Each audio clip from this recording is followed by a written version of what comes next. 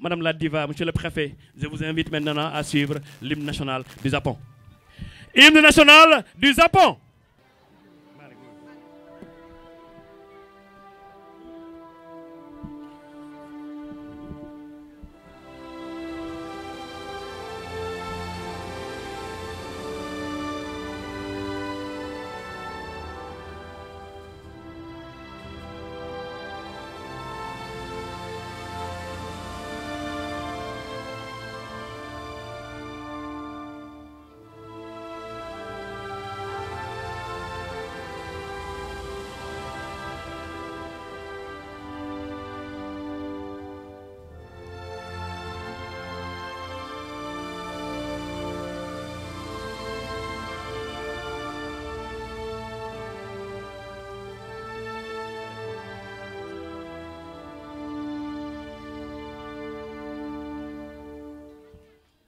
Merci. Assalamualaikum Umboromi. Waalaikumsalam warahmatullah. Mangi Tudu Osamizawa, ambassadeur de Japon au Sénégal. Mangi Gulem, Madame Kumbaga Rosek, préfet.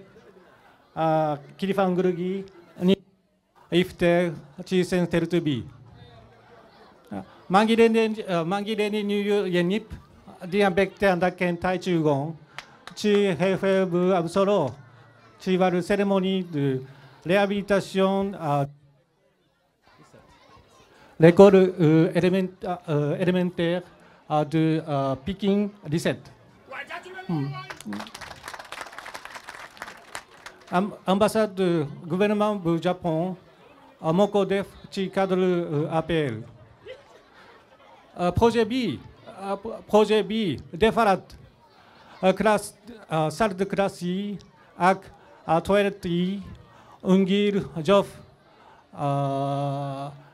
niet temer élève yang kai mu buchai ak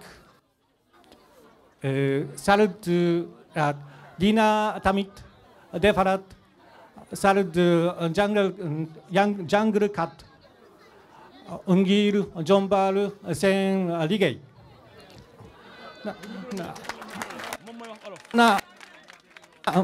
Hamnan,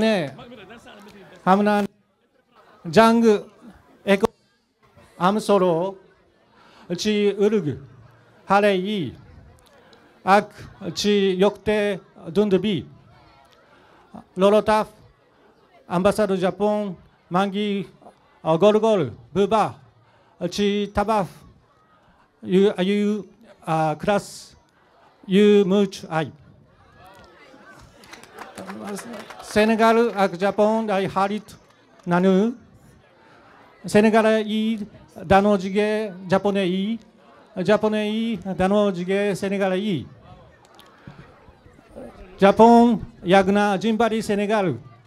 Civar natange, ungir natange reumi. Lavatina, Harey,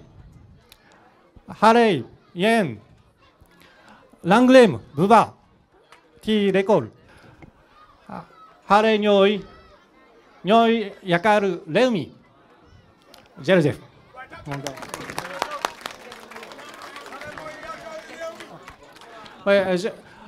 J'essaie de parler en français. Oui, je suis très heureux d'être venu aujourd'hui parce que c'est un projet initié par la coopération avec la coopération Mme Kumbaga Rosek. Le Japon, vous savez que le Japon n'a pas de ressources humaines, non, n'a pas de ressources naturelles. Mais malgré cela, le Japon a bien développé parce que le Japon investit beaucoup dans les gens. Les ressources humaines, c'est la base d'un pays. Voilà, c'est pour cela que le Japon attache beaucoup d'importance pour l'éducation, la formation. Et le Japon fait la même chose au Sénégal. Donc, la réhabilitation de cette école, c'est un bon exemple de notre coopération vers le Sénégal. Merci.